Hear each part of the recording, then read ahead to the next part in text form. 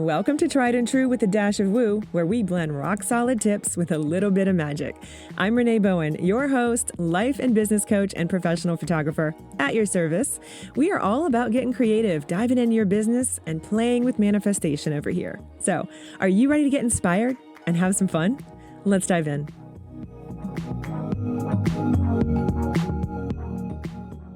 Hey friends, welcome back to Tried and True with a Dash of Woo. I'm your host, Renee Bowen. Thank you again for being here. Today, I have a fellow photographer and educator on the podcast. She's awesome. You're going to love her if you don't know her already.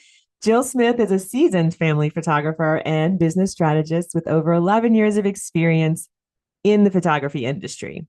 And she built a highly profitable and sustainable business. We love that by blending strategic pricing, streamlined marketing, and an exceptional client experience. So now she also mentors other photographers looking to scale their businesses.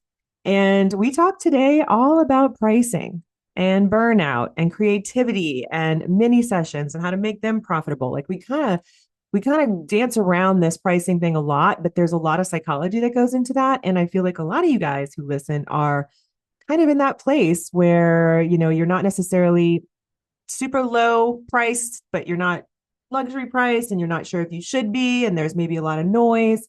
We also talk about neurodiversity and how that comes into play with all of this and how to navigate all of that.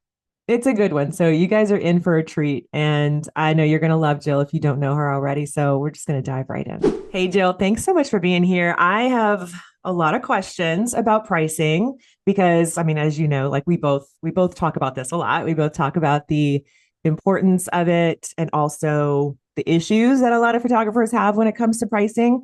So I'm really curious because you're on the East Coast, I'm way over here on the West Coast. I want to kind of just dive right into this pricing thing because it comes up for me a lot in my coaching. And I know that you talk about it a lot on social and everywhere else.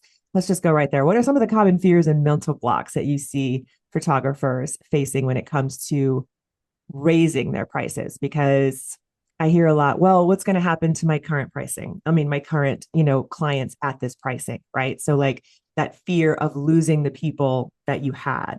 So what are some of the things that you see come up, and what is your advice for dealing with that? Yeah, well, that's exactly it, isn't it? It's this fear of rejection, essentially. It's I don't think it's necessarily, I think if people really distilled what they were feeling down, I don't think that it's that they are so worried that they won't find new clients with their new prices. I think so much of it has to do with this insecurity that we have around losing our current clients and fear of judgment.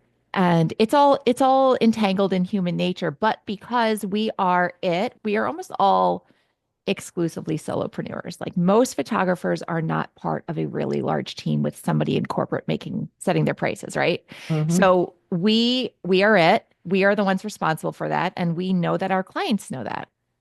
So that when we set our price, we are putting it out there like this is what I cost and it's my decision. And another piece is that most of us are women and we're people pleasers and Mm-hmm. we are caretakers and we want to take care of everybody. Everybody deserves photos, right? All that narrative. So we really worry about offending people too, and not being able to provide this thing that we think is not a luxury, and forgetting that there are photographers at other price points that can accommodate those folks who have a smaller budget. But yeah, I think when you break it down, it comes down to fear of rejection. A lot of imposter syndrome is in there. Geez, there's so many factors that Yeah. I think are at play here. You really hit the nail on the head, though, right there. I think, too, the female people pleasing aspect of it. I see that all the time. It's not just exclusively to women, I will say that. But, you know, it is. It's very common for female solopreneurs. And like you said, we're wearing all the hats, we're doing all the things. And so the pressure all falls on us. And that just triggers all kinds of unconscious programming that we all have in various, ways, some more than others. And even those of us, I talk about this a lot too, I didn't even think I had a whole lot of that, but when I was faced with like, oh, I really like when I really took a look at those numbers years ago and realized how much I really did need to up my pricing and what it really should be at, it triggered all kinds of Mm-hmm. things. So I think that that is a really big factor too. One of the things I see a lot of women do specifically is that they just don't look at those numbers because they're like, oh, we're just going to just keep doing this because it's too Yeah, triggering to look at those numbers. But when you do it, exactly. that's that factor that goes, okay, I got to get real with myself now. Like now I know, and I can't go back to not knowing that I really need to be charging this for these Mm-hmm. albums or whatever it is if I want to be profitable. And Right. what am I going to do about that? So, Right. yeah, I Right. mean, for yourself, what was that journey like for you? Right? We all have our stories of, I Yeah. fell into this and I wasn't a business person and I had to figure it out. What's your story coming to that moment? So I just want, before I answer that, I want to acknowledge something that you said where it's like you can really bury your head really deep in the sand about Mm-hmm. your prices and just ignore them because nobody's going to take your camera away. Mm-hmm. Once you have your camera, you are in business, right? And it is really easy to ignore or not acknowledge that you are losing money, especially when it's a side hustle and you have a normal, and this is like, this is just for fun. This is my fun. And Right. then where it's like, oh, actually, I'm losing money now. But yeah, for me, I started out like most photographers, 94% of us do not have degrees in this, right? Mm-hmm. So I am part of that 94%. And I left my career in teaching. I moved to a new area. I was an ESL teacher. Where I live now doesn't really have that population, so I had to figure something else out. Anyway, started this because I thought if other people can do it, why can't I? And of course, started out at $50 because I think that's a real, a real start. And then when I got to, I realized I needed to raise my price. I went to 100, which felt huge.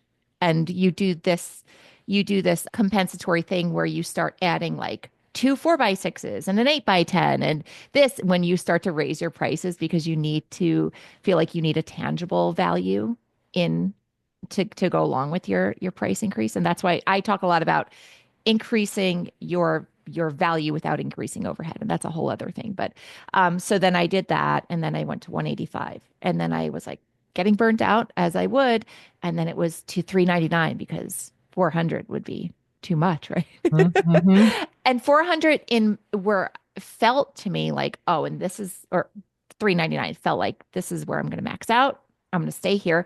And I was attracting a new type of client at 399, but was overbooked and burnt out. Yeah. And then I did my taxes that year, and I think I had netted $5,000, and I had worked my butt off. Can I curse on here? Yeah, you can. Okay, I worked my ass off. And so that was when I was like, okay, well, I need to raise my prices significantly more. I actually crunched the numbers that year. And I think what helped was that I took on a really big piece of overhead that year as I started renting a studio. Mm. And so there was an expense I could not ignore. My camera was not costing me money every month, and I was still editing with free editing software. So I actually it was during the it was when the Adobe Suite was something you just spent like Yeah. $1,500 on once and then you had it. So that was already paid for. There were no ongoing expenses being incurred until I got the studio. And then I was like, okay, I need to be serious about this. And I saw 800 was where I needed to go. So once again, doubling my prices. What I did though was pretty strategic, and I didn't realize it at the time, was instead of doing that, I moved to a session fee model. So session Yeah. fee package model. So it was like $200 session fee and then multiple digital packages that would eventually get me to $800. And it enabled me to like see the data. What are people actually willing to spend? Are my clients willing to spend $800? And they were. So that emboldened me to then go to $800 and then to 950. And then right now I'm at 1,200. So, but that took 10 or 11 years. Yeah. Yeah. Yeah. Yeah, no, I had something, kind of similar, and you're right. Like, I mean, most of us are self-taught. We sort of fall into it, I mean, it was something I had done for a long time and never thought it was something I could do and make money at it. It was just like a hobby.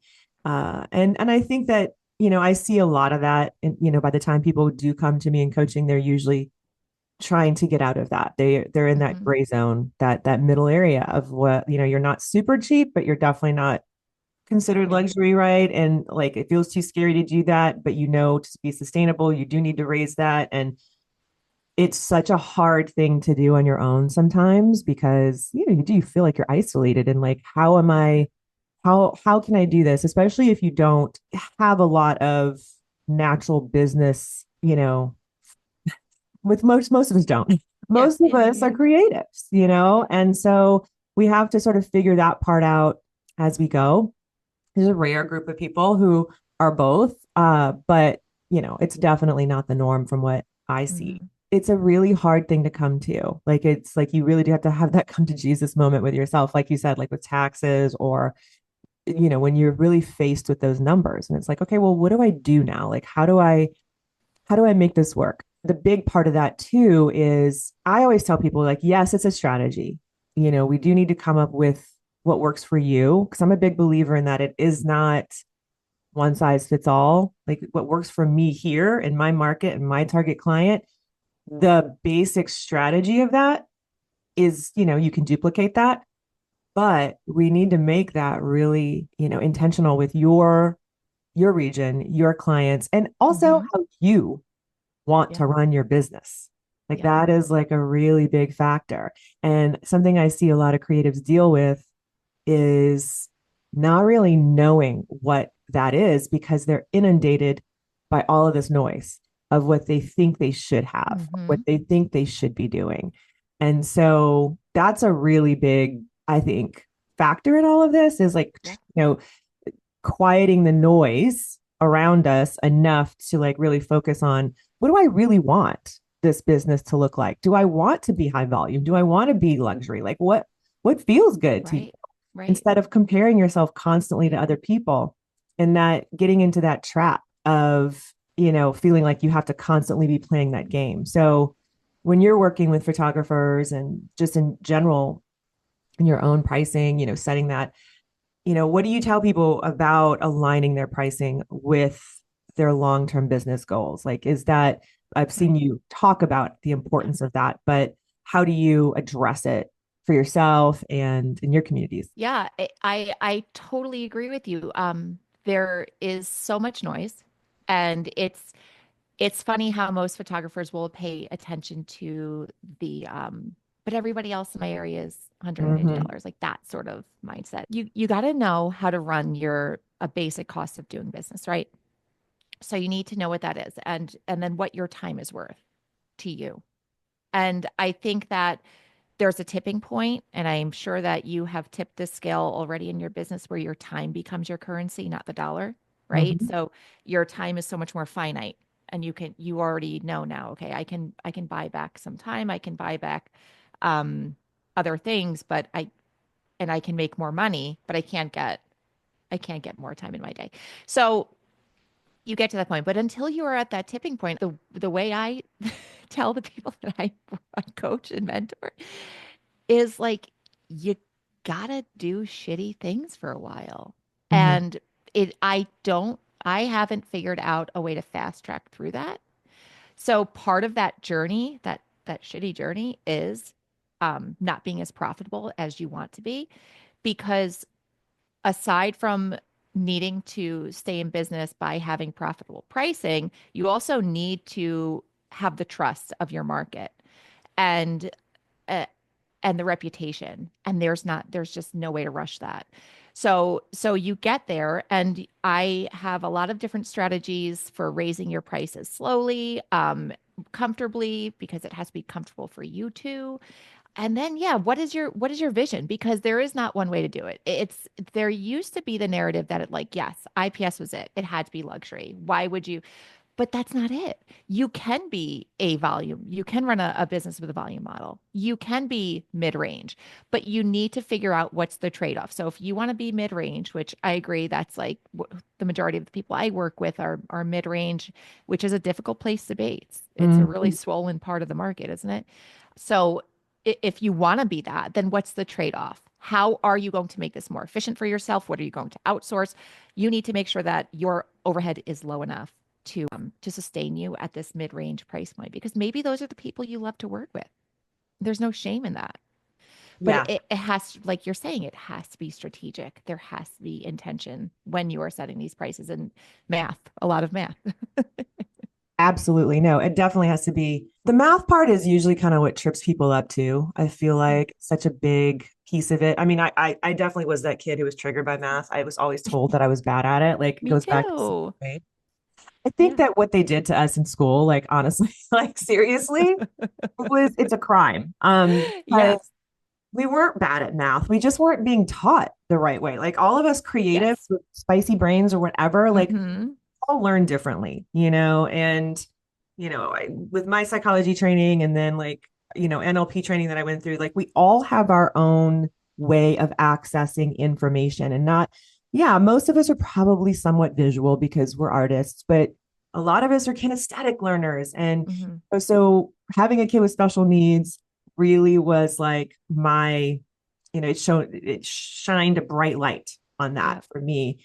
And I see it a lot in coaching and just in our communities as well, where you're taught a certain way of just anything. And it's like, it's just not sticking. It's not sticking. And so that does go along with what we're talking Yeah. about too, of like, what works for you, what's going to really work for you, because it's true. Like, we can give you the roadmap. We can give you this strategy that worked for us, and it may or may not stick for you. What matters is, is your nervous system going to be able to hold that as well? Like, do you have some past triggers with money that you haven't dealt with? Because most of us are working from our past with, Mm-hmm. we're working from what we were told about it, whether it was like caregivers, parents telling us that it was hard to make, you needed to work really hard, whatever it is, we have our own story. And we tend to put that on our clients as well. We tend to Mm-hmm. assume that Yes. they're going to have that same map of the Yes. world and perspective as Yep. we do. Yep. And don't. And that is a very, very big piece of it Mm-hmm. is, okay, let's figure out like you said, do you want to stay in this mid range? Well, okay, how can you do that profitably then? Like, and also with your time, because I'm going to tell you, like my time is the most valuable thing. Yep. And Yeah. I was building this business with three kids under the age of two, one with special needs. I did not have time to do in-person consults. I did not have Mm-hmm. time to do all these things that were going to like lead into this experience to, add value to this experience that I was charging for. So how could I had to get really creative about Yeah. how am I going to do that on my terms that works for me and my family. And unfortunately, I think what happens a lot is that photographers just don't take that into consideration, and they just go ahead and they just lay themselves on the table, get back to that people pleasing thing that we were talking about before of, well, let me just do everything for everybody else. I see people online all the time talking about how they feel guilty about sending voice. Are they like they're leaving the session? I saw a really funny reel about a photographer being like, laugh, and like there were thousands of comments on this reel about this, photographer saying that she felt so guilty sending the invoice for like the engagement session or whatever it was after she had spent hours with this couple. And it's like, you guys, we gotta work on that. you Yeah. Yeah. Yeah. The guilt, it is so much having to do with our programming surrounding money and everything. Because if there's one thing that I've learned is that my relationship with money is not my client's relationship with money. And the other thing is that I don't, yeah, I don't assume and I don't assume that somebody who pulls up in a Lexus is going to be more willing to pay me than somebody who pulls up in like a Dodge Neon. Exactly. So, because I actually have these clients who I know are working minimum wage jobs. that hire me at full price. Hmm. And then I have people who have way more money who are, or at least seem to, that nickel and dime me. So I put all of those pretenses aside now. And it's just like plain and simple. Here's what it is. This is what it costs to work with me. I do have options that I call like my back pocket offers and my foot in the door offers because I appreciate the trepidation around spending a lot of money on a service when you haven't done it before with that person. So I will do pop-ups. I very much have the mentality of the like boots to the ground marketing that I did early in my business still has a place in my marketing scheme now. Like actually is a really big piece of my Hmm. marketing and networking. So I will still do like street fairs where I have a portrait pop up, and like that doesn't compare to having a full family session with me, but it gives people a taste of what it's like to work with me. They meet me, which is huge. It is so big to be able to get physically in front of a prospect. So yeah, sorry, I'm tangenting out as I Yeah, will, no, that's and then I important know where, though. we're That's a going. big piece of it though, because a lot of people feel like, I feel like a lot of photographers are sort of like, have the mindset of that they're working. Okay, if I do all this hard work now, then I can just relax and not have to do as much marketing later. That's just not the reality. Oh, It's like, and that's a really good point to yeah. bring up because unfortunately the marketing never stops. That doesn't mean you have to kill yourself doing it 24/7.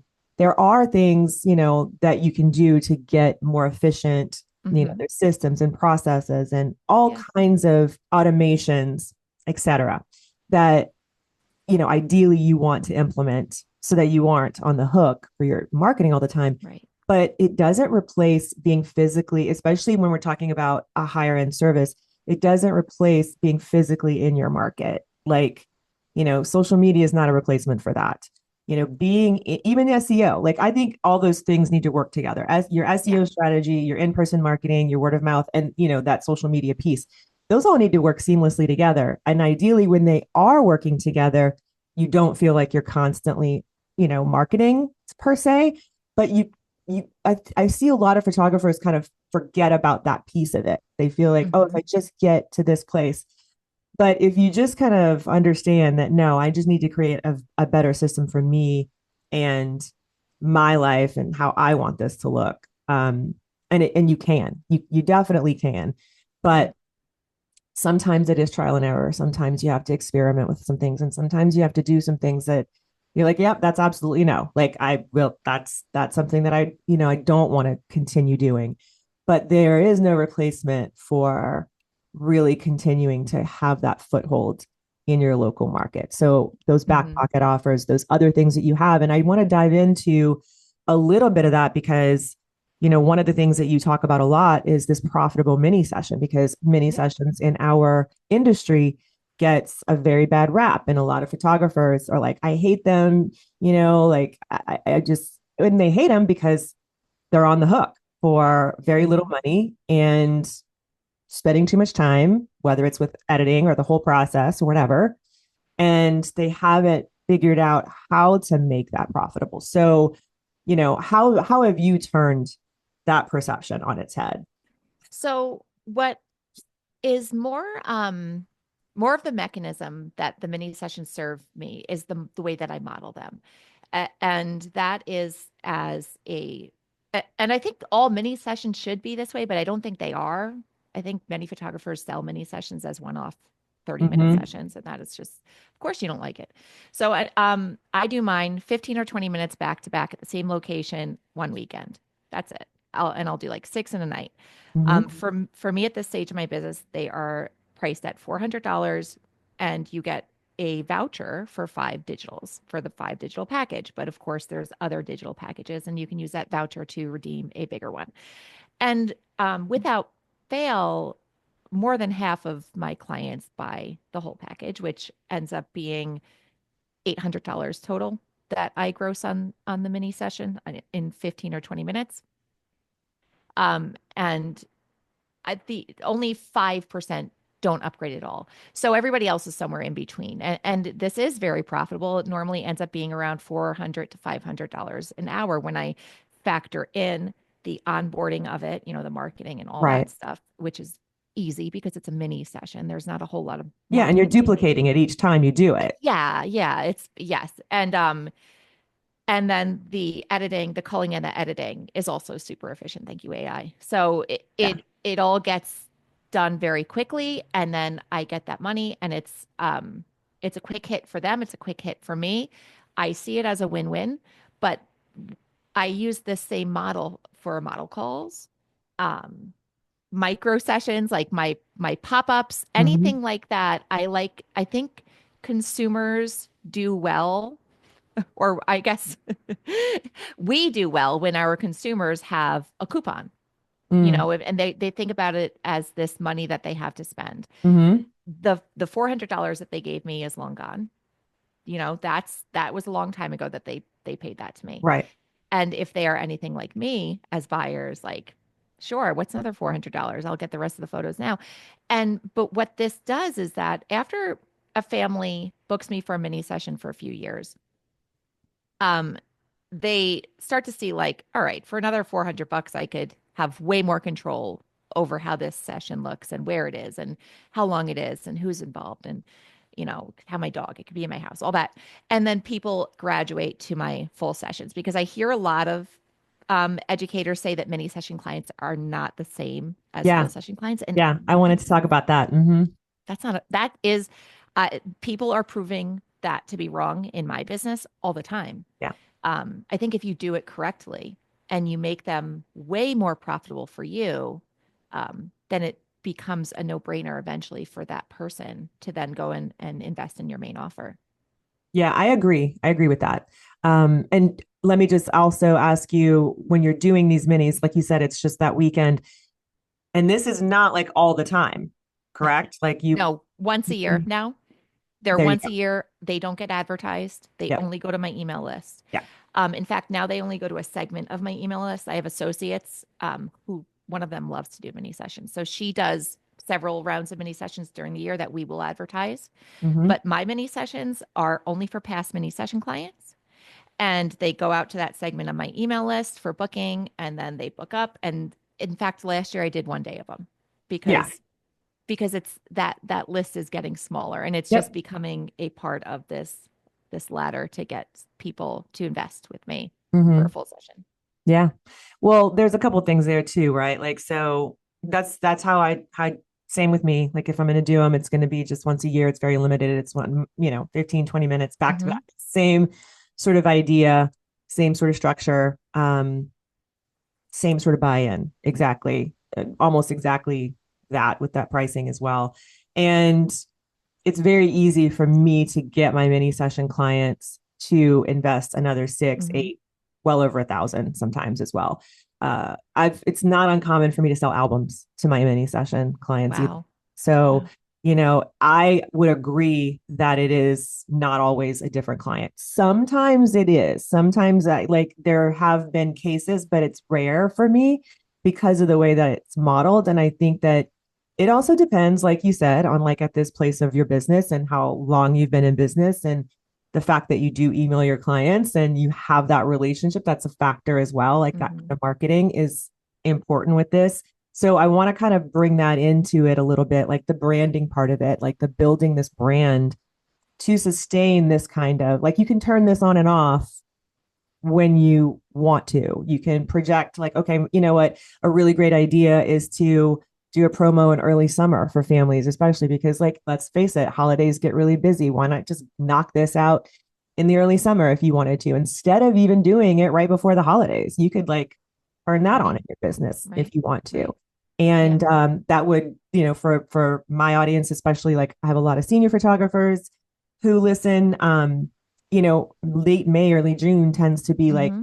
you want to get those clients Yeah. in, and it's hard to get those clients in. You could do a little modified mini thing too, Yep. and so it just takes some creative thinking about how and strategic thinking about how you want to get that, done. But the branding part of it.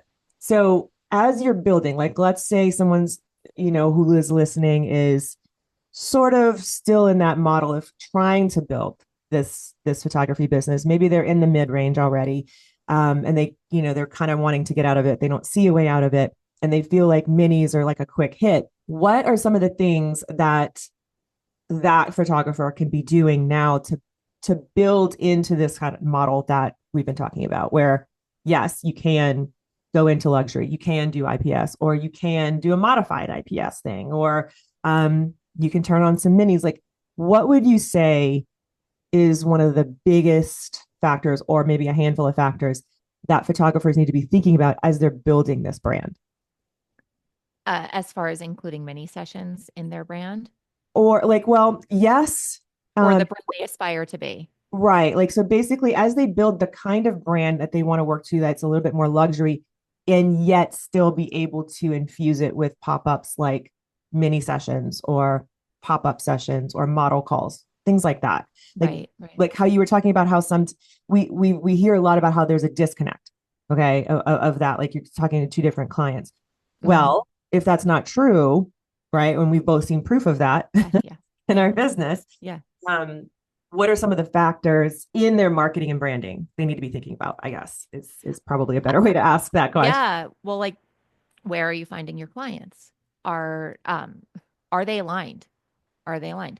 So I think finding aligned people is the most important factor. And I don't subscribe to the client avatar thing because I have so many people that I love working with who love to work with me, who are big part of growing my business, who are so different. So I can't compartmentalize them, but finding aligned clients who appreciate you, who don't come in with their Pinterest boards, right, and try to micromanage, because that is what happens inevitably when you're inexpensive, is people see you as a hired gun and they're like, Oh I yeah, can just well get yeah, this kid with a camera and they're going to do whatever I tell them. I'm going to show up and with Christmas lights to wrap my kid around for a picture yeah, and things that probably aren't on brand for you. So finding these aligned clients is the most important thing, and figuring out how to spot them mm-hmm. and how to communicate to them. Being consistent in your portfolio and your online portfolio is huge. And I don't think that there's one style of photography that is more high end than the other, but I think the act of being consistent is high end. Being consistent and predictable, ignoring the trends when they come along and you get bright, shiny object syndrome, and you're like, oh, I Yeah, want to try that. I want to change this. I want to do this. I want to do this. That. Try to just, even if you're getting bored, try to keep doing the thing that you're doing, because being consistent and predictable, you're just going to keep getting better and better and better and better at what you do. And when the time comes, niche down. Early photographers are going to get this advice that they need to niche, but you can't niche until you know what you really want to be doing, what you're really good at, and what your market needs. So, figuring that out, finding aligned clients, that those are the people who are going to be able to graduate with you as your business grows, yeah, instead of these people who you think you have to treat as legacy clients who get your original pricing and then you resent seeing every year when they book your during the busy season. yeah. No, for sure. I think that resonance is really key. Finding those aligned clients, and so yeah, I would agree that it starts with the most you that you can be. Mm-hmm. And the more that you double down on that and are intentional with, instead of trying to try on all Mm-hmm. these different things, like you said, the consistency of your brand is very, very important. But you kind of do have to start with, well, what is that? And a lot of Yeah. people don't Yeah. know. And so Yeah. that's kind of that disjoint. That's that problem Mm-hmm. I see a lot Yeah. of photographers dealing with initially. And then yeah, from there, like you said, like something, I would agree that our clients can be varied for sure, even within a niche. Yeah, I've got people who spend well over $6,000 or $7,000 on a senior portrait experience, and they're not necessarily what you would Mm-hmm. stereotypically call super wealthy, Right. right? And those clients are very different from me as well. They're not always super aligned with like who I am. However, there is a resonance, whether it's like with my vibe, my work, your work definitely, Mm-hmm. obviously, as Yep. photographers is going to be the thing that Right. initially will Right. attract that. But I always kind of use that example of like, it's kind of people do get a little hung up on the client avatar. And I do think it's important in some niches more than others. In seniors, I feel like it's a little more important because our teen Sure. clients are very Yeah. trendy. And so Right. as a senior photographer, we do need to know what those trends are, not so that we can change our style, but we do need to be aware of what our client wants, needs, and is craving so that we can decide whether we want to meet them where they are or an experiment or not, Right. while still keeping our brand very consistent in our messaging. But if you know that from the get-go, that golden thread is just going to be there anyway, and you can kind of play and be creative and things like that. But just because you're marketing to this client avatar too, it doesn't mean you're not going to attract other people. I talk about this a lot. I don't have a baby anywhere on my website, but I still get inquiries for babies. Like, why would you Mm-hmm. ask me to photograph your baby? Please. You know what I mean? Like, Yeah. Yeah. when your brand is strong, when your messaging is strong and you have that good resonance, people are going to just assume that, oh, well, I love your work or I love something about you. Will you shoot this? And it's like, I'm going to refer you to somebody awesome. I am not going to do Mm-hmm. that. Or you can decide if you want to, Right. obviously. Right. That's Right. up to you. Yes. But all that to say, when you're talking to, your client in that way, it doesn't mean you're only talking to that one person. Right. Like you said, you are going to attract these other people. And I think, like you said, it goes back to having that strong brand consistency Mm-hmm. Yeah. across everything. And that really will carry you Yeah. really, really far, I think. Yeah. Because you're people who are looking to spend $1,000+ aren't going to just go to anybody. They're going to go to somebody who they really love. And they're not going to really love you, your work, if they scroll back a couple of weeks and you were doing something totally different. So that is where I think it's so boring, but I think that's where the magic Yeah. happens for people who stay in business is just being consistent. Yeah, exactly. No, I agree. And so like I think that's yeah, for those of you like you guys listening, I think that's a really big takeaway from this. And I know that it can feel confusing. Like, when you like consistency, that could be a big umbrella, let's say, right? So, like you said, it can feel boring. And as creatives and photographers, I think a lot of us have that, like you said, this bright, shiny, I always call it bright, shiny object syndrome. Like you want to Mm-hmm. try this, you want to try that. A lot of this comes down to like your own personal boundaries and not allowing yourself to get sucked into that as well. So if that means you're really hardcore about how often you're on social media, you're really hardcore about who you follow and who you interact with, because the algorithm is just going to feed you what you're doing, right? Like, so if Yeah. you're scrolling and you're looking at nothing but other photographers' work, that's you're going to get stuck in that. And so that's one of the big things I talk about a lot. It's like, okay, where do you draw that line between inspiration and, oh my God, I suck, and comparison and all of that Mm-hmm. stuff? So Yeah. It's too that much would be, noise. yeah, exactly. Tune it out. You've got to Mm-hmm. really know yourself in that way and kind of have that self-awareness too of balancing that. I want to be supportive to maybe some other friends in the industry, but I also don't want to get stuck in this place of like, okay, I am so confused now. And now I'm frozen in like overwhelm and I Yeah. don't know where to go. Right. The other thing is how many of us have ADHD But for whatever, exactly.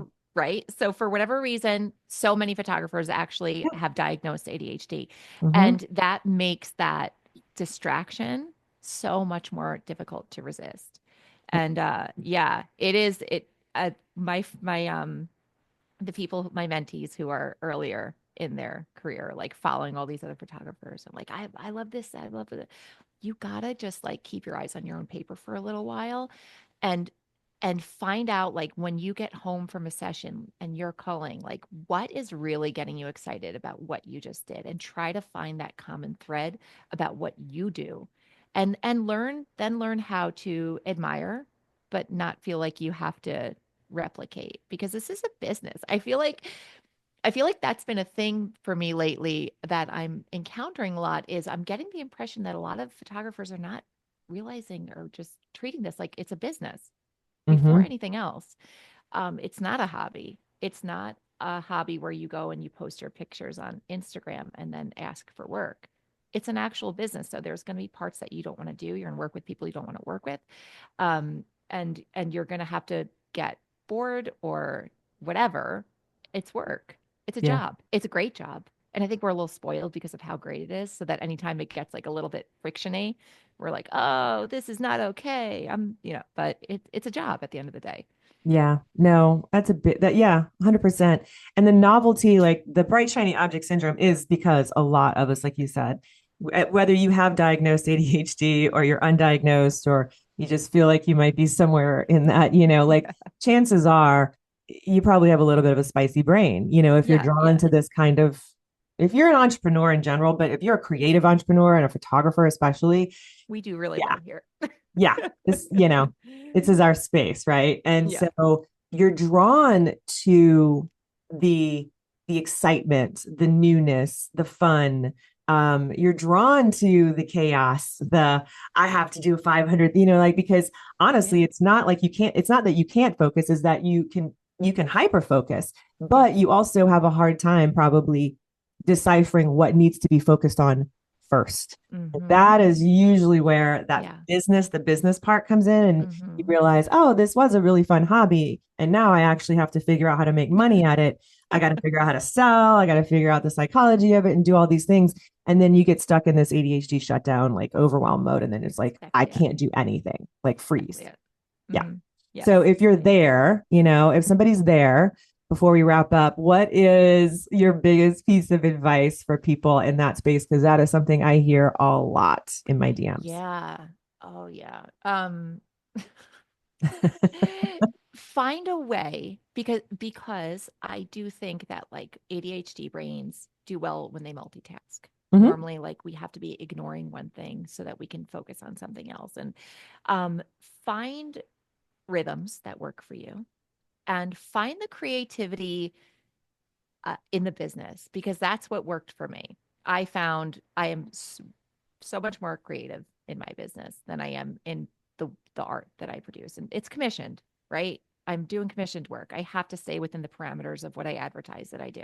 Hmm. So at the end of the day, that is not as I don't have as much freedom there. So when you if you do have that sort of brain, find a way to exercise it within the admin because there is a lot of creative problem solving needed in that part of your business. And that's really all creativity Hmm. is solving a problem. So so find that and apply it there. And it's so hard when you to like decide what you're going to hyper focus on and Yeah. perseverate over. Yeah. But look for it because it's there, it's in the business, and then understand like that can be the fun part, that can be the creative part. That's where you can experiment and try new things, and you won't get bored back there. Like you are not going to get bored in the business. That's my advice. Yeah. No, it's true because, if you've got that kind of brain, you're lacking in dopamine. Like if you want to look at the scientific pieces of it, right? So anytime you're doing any of these things seeking novelty, you're just seeking dopamine. You just think, you're seeking that hit. And it Right. is a drug to our Right. brain. So if you're low in dopamine, you're constantly going to be seeking that. And so knowing that and just being aware of that, that's a big piece of it. So if you know that scrolling on social media is giving you a dopamine hit, like you've got to set your parameters with Hmm. your own boundaries as well. So, sometimes that means I have to like not just turn on my do not disturb. That's not enough sometimes for me. Like sometimes when I have a lot going on and like a lot of ideas, a lot of deadlines, a lot of things that I need to do, that I know is a recipe for like complete shutdown for me. Hmm. And I have to like lock my phone away. I have to put it away like in another physical location in my house. I've set timers for things like that. There's certain things that I have to do, and chunking the time into small increments as well. Like for Yeah. me, like 90 minutes, I'll give myself like a 90-minute deep dive if I'm like having to like really focus hard on something. And then I'm going to give myself a break. Like knowing yourself is a really big piece of this because not every person with ADHD either is exactly like the other person Right. with ADHD. Like where our brains are all very unique. So anything that you can do, I believe, to dig deeper into your self-awareness and understand yourself so that you can make it, like you said, work for you. Like I always tell my clients, if you're not a morning person and you can sleep in, like why not do that? You know Right. what I mean? Right. Who says you have to wake up at 5:30 in the morning? Like if you don't have kids to take to school and you don't have, you can schedule your day Yeah. to make it make sense for you. Hmm. So if you are more creative at night, okay, do some work at night. Like there are Right. ways to do this where you can make this business work for you and you'll end up thriving if you do that. But Hmm. that feeling like I should fit into this, this Hmm. mold, you got to throw that out the window. Like you're Hmm. creative, you're never going to fit into a mold. Yeah. But that's what's so great about finding this career, Yeah. isn't it? That you Yeah. can just The design it freedom. I yourself. think we're all Yeah. after the freedom, Hmm. Yeah. Oh, absolutely. Absolutely. right? That is what yeah, that is what it's about for me. The Yeah. freedom, for sure. People say, well, I just want to make, good, a lot of money. I'm like, yeah, but that's just the outcome. Yeah. What you're really after is the freedom that the money's Yeah. going to give you too. Yes. Yeah, yeah, yeah. That's it. That is it. Yeah. Exactly. All right. Well, this has been awesome. Thank you for sharing all of that. Yeah, I could talk about pricing and the psychology of it and all of that all day long, but Yeah. tell people where they can find you and like where do you like to connect with people most? And I'll put all of that obviously in the show notes for people too. So I'm pretty chatty on Instagram. My Instagram handle is at Jill C. Smith Photography. But if you want to learn more about what I do on the educational front, you'll find that at thebusinessfocusedphotographer.com or on my podcast, The Business Focused Photographer. Yep. Awesome. All right. Well, I will share that with everybody. And again, always good chatting with you. So thanks so Thank much you, for being Renee. here. I appreciate it. So good, right? Okay. So some of the takeaways that I think you guys can walk away with today are your business can look like however you want it to look like, but you need to get some clarity around what you want that to look like.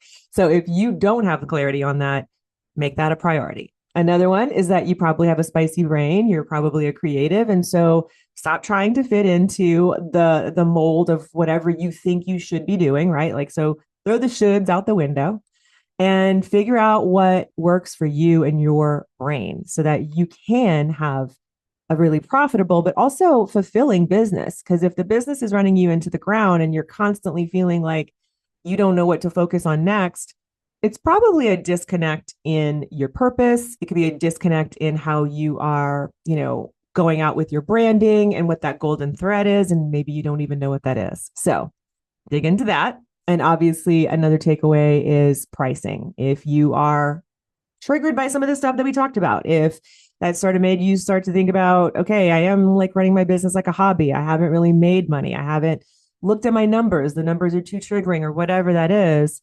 It's time. Okay. Make 2025 the year that you decide you're going to make some changes. And if you need help with that, you have so many options in this industry, truly. Like, I offer mentoring, I offer coaching, Jill does. There's so many of us who do. So you need to find somebody who you vibe with. You need to find somebody who can help you do what you want to get done. And obviously, you need to vet that person and make sure it's aligned. But stop making excuses if you are just sort of like doing the same thing over and over again and getting the same result because nothing is going to change until you do. I know that's a cliche, but it's 100% true. You can absolutely have the business that you desire. Okay. And you might need some help getting there, but it is money well spent. And I can promise you that it makes a huge difference. Not even just like the outcome of it, right? Like the transformation is awesome, but the first step of investing in yourself is a really bold statement to yourself and to the universe and you are putting it out there that I'm ready. I am done doing the same thing that I have been doing. I'm done. Okay? I'm ready for something bigger, better, more. And I am boldly making a statement and taking action. So if that's you, you can always book a free call with me too to chat and we can see how I can help you with your business. And if I feel like I can, I'm going to point you in a direction that I feel would serve you better. I don't always take on one-on-one clients. I still run a full-time photography business. So definitely reach out. And if I don't have space for you at that time, we can talk about putting you on a wait list. And it might even be better for you to wait a couple months anyway. So let's just chat though. Okay. Take a step. So go out there and have a great rest of your week. Be intentional with your time, be intentional with your business, and do something good for yourself today. Love you. Bye.